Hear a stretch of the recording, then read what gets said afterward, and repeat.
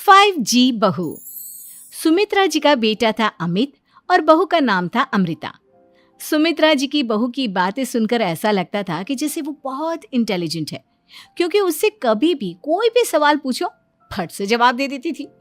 अरे भाई, उसके जवाब से तो गूगल भी पीछे रह जाता था। और इसलिए कम से कम सुमित्रा जी के घर में तो किसी को भी गूगल की जरूरत ही नहीं पड़ती थी।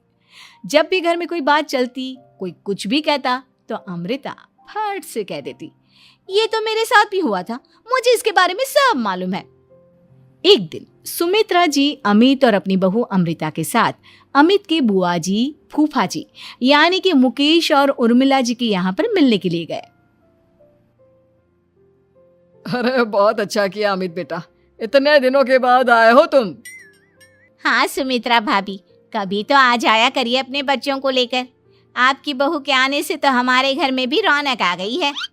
वो क्या है ना, अमित ऑफिस के काम में बहुत बिजी रहता है, इसलिए उसे तो वक्त ही नहीं मिल पाता। अच्छा, लगता है नौकरी काफी मुश्किल है अमित की। अरे नहीं नहीं फूफा जी, ऐसी कोई बात नहीं है। आप तो जानते हैं ना प्राइवेट जॉब में कितना काम होता है। अरे कोई समझे ना समझे, मुझे तो पता है प्राइवेट नौकरी में इतना काम करना पड़ता है कि इंसान की आफत आ जाती है। लेकिन बेटा, तुमने तो कभी जॉब की ही नहीं, तुम्हें कैसे पता? अरे जॉब नहीं की तो क्या हुआ मम्मी जी, सब जानती हूँ मैं। सबसे पहले ऑफिस में जाओ, वहां पर अपनी एंट्री डालो, उसके बाद दिन भर सिस्टम पर बैठकर काम करो। चारों तरफ कैमरे लगे होते हैं, आप अपनी नजर इधर की उधर नहीं कर सकते। उसके बाद दिन भर बॉस की चिक चिक सुनो, वो अलग से।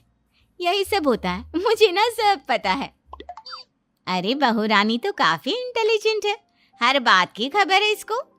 थोड़ी देर बाद, अब देखिए सुमित्रा भाभी, इतने दिनों के बाद आई हैं आप, खाना खाकर ही जाना, ऐसे तो मैं आपको जाने नहीं दूंगी।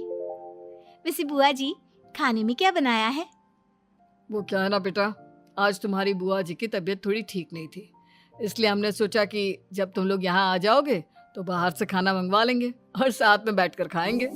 लेकिन बस प्रॉब्लम इतनी सी है कि मुझे बाहर से खाना ऑर्डर करना नहीं आता।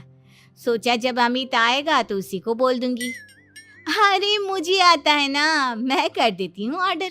बताइए क्या क्या मंगाना है आपको? इटालियन, कॉन्टिनेंटल, इंडियन, पंजाबी, सब पता है मुझे। क्या बात है बहू, क्या घर में भी खाना रोज बाहर से ऑर्डर करती हो?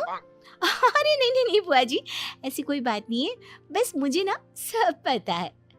कोई बात नहीं अमृता, मैं अपने फोन से ऑर्डर कर देता हूँ।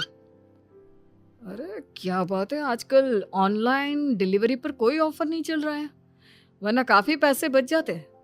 कैसी बात करते हैं अमित, मैं कह रही हूँ ना मुझे सब पता है। मुझे एक बहुत अच्छा ऑनलाइन डिलीवरी वाला मालूम है, जहाँ पर 50% ऑफ मिल जाएगा।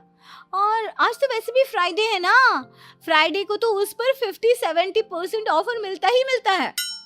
अरे क्या बात है, इसके बारे में तो मुझे पता ही नहीं था। अरे बेटा, जिस चीज के बारे में किसी को पता नहीं होता, हमारी बहू को पता होता है। एक काम कर, तू उसी को ऑर्डर करने दे। क्या बात है अमृता बेटा, तुम तो बहुत इंटेलिजेंट हो, सब कुछ जानती हो। कुछ दिनों के बाद सुमित्रा जी की कुछ सहेलियां उनसे मिलने के लिए आती हैं। अरे सुमित्रा बहन कैसी हो, बहू कैसी है तुम्हारी? अरे पूछिए मत, बहुत इंटेलिजेंट है मेरी बहू, सब कुछ जानती है। क्या बात है, बहू के आने के बाद तो औरतें दुखी हो जाती है, लेकिन तुम तो बहुत खुश लग रही हो। वो क्या है ना, मेरी बहू है ही इतनी अच्छी। अरे तो बुलाओ ना, हमारे साथ बैठेगी, बातें करेंगी तो हमें भी अच्छा लगेगा। सुमित्रा जी अमृता को बाहर बुलाती हैं और उसके बाद सब लोग बातें करने लगते हैं। क्या बताऊं, कुछ दिनों से घुटनों में इतना दर्द हो रहा है कि चला भी नहीं जाता। अब बुढ़ापे में तो ये सब चलता ही रहता है, क्या कर सकते हैं। आंटी जी, आप योगा करिए, योगा और साथ में ना काले तिल खाया करिए, आपके घुटनों का दर्द भाग जाएगा। लेकिन तुमको ये सब कैसे पता बेटा?